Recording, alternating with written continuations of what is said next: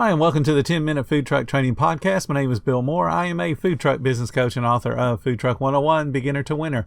This podcast is all about helping you start and grow your food truck business. I recently watched a video that was produced by a restaurant consultant, and the emphasis is on con. This person has a TV show that goes undercover in problem-laden restaurants to quote-unquote fix them. I can't stand watching these kind of shows because they're fake. They're full of paid actors pretending to be complaining guests or troublesome employees. The end credits will even say there's recreated scenes, which means they're recreating dramatic effect of scenes, and then they edit the owners to make them look really stupid. So I don't even bother watching these. I watched this particular video because it was linked on a Facebook group for food truck vendors. The gist of the video was returning guests and developing loyalty among those returning guests. The TV show host spits out statistics as proof of his guest retention theories, and the stats were 40% of first-timers, if given great food and service, return for a second visit. 42% of those second-timers, if given the same great food and service, come back for a third visit. And then finally, 70% of those, if given great food and service, will return and become frequent guests. Do you see a problem? And if you don't see a problem, please hire an accountant to do all of your bookkeeping from this point forward. 40% means your great food and service encouraged only 40 people out of 100 to return. That's not really a lot to brag about. And you really probably don't have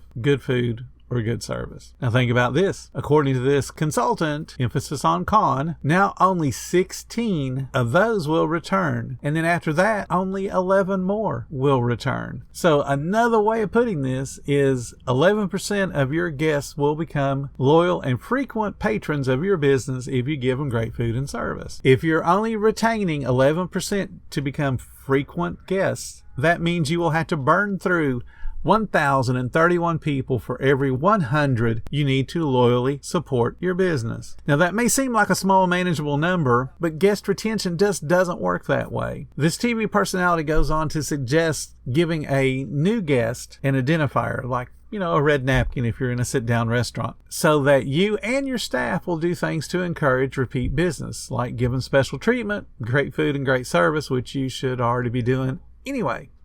But my question is, what about everybody else that's already there? When you focus on one thing, something else has to, by default, be ignored. So let me say that again. When you focus on one thing, something else has to, by default, be ignored.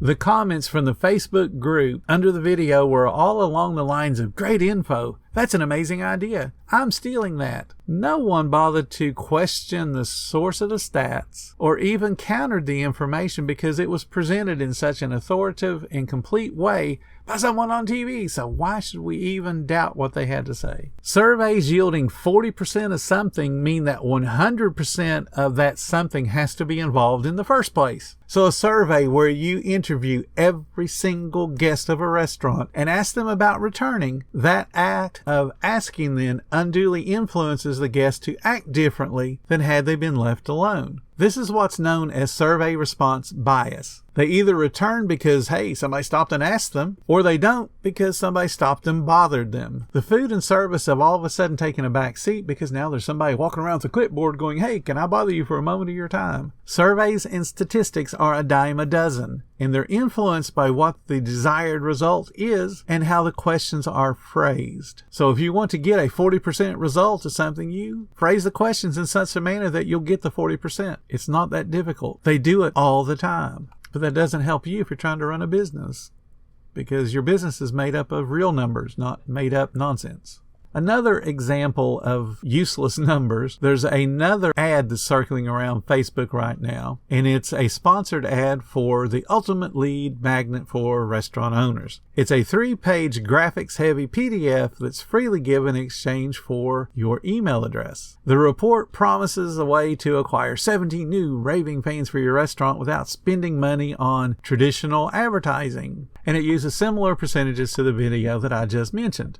The report says all you have to do is print up 500 free coupons and pass them out to your target guests. The report then runs the redemption percentages and even recommends the same red napkin nonsense to show how you'll end up with 17 new raving fans. Well, 17 is better than the 11 the other dude said, but it's also involving 500 coupons rather than 100. So like the other consultant, and again, emphasis on con, they recommend you and your staff focus on the red napkin identifier and then give them another freebie coupon. And then they end the report with an offer to help you do the promotion, and of course, they are going to charge you a fee to print up all the coupons and all of that other nonsense they suggest you do. The PDF claims traditional media costs $40 to $80 per new guest. So let's look at your expenditures for this restaurant marketing method. They also want your first 500 coupons to be for an item that costs at least $5 on your menu. So you're thinking an entree or a side.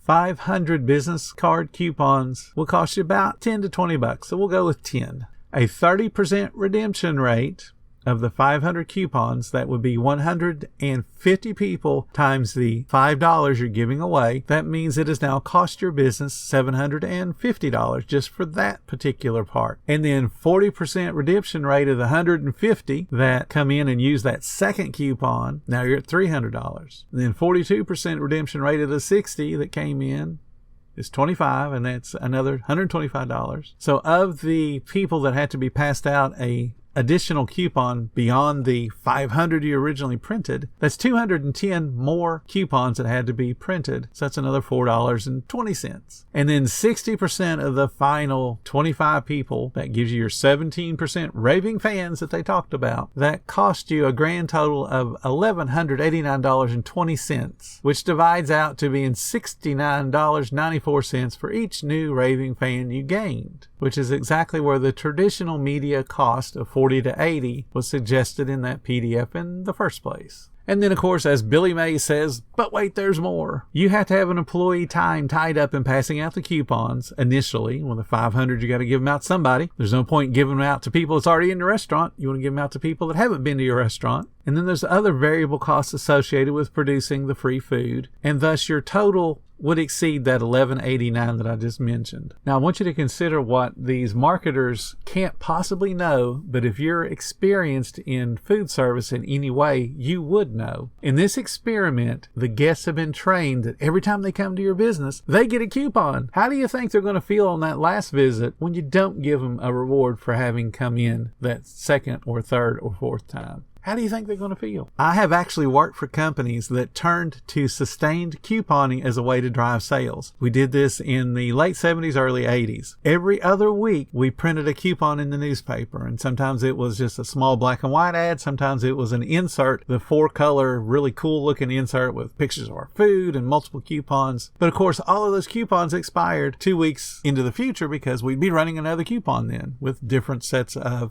discounts and giveaways and so on. What we found over time was our sales the week the coupons came out peaked, and the week that we had no coupon, they dove way down. So when you looked at it on a graph, you just had a mountain range. Coupons create short-term gains in cash flow, and sometimes you need to have those short-term bursts to help you get through a difficult situation when your sales are waning, but it really does little in creating long-term raving fans because guests learn the patterns, and they're going to shop for the discounts. You can't be known as the discounter.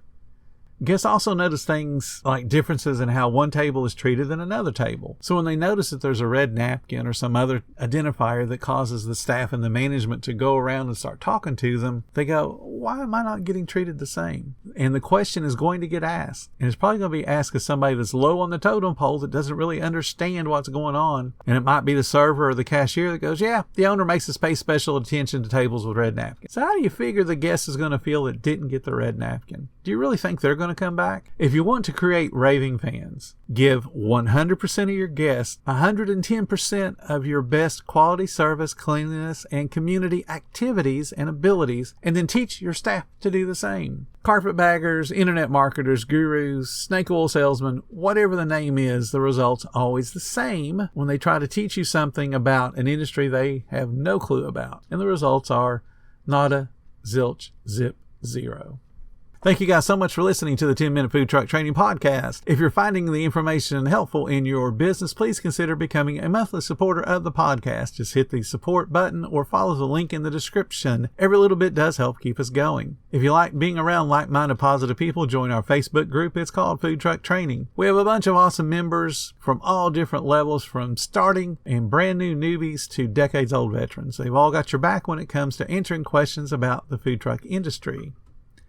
And again, thank you guys for listening. Come back tomorrow because I got plenty more to say about the food truck business.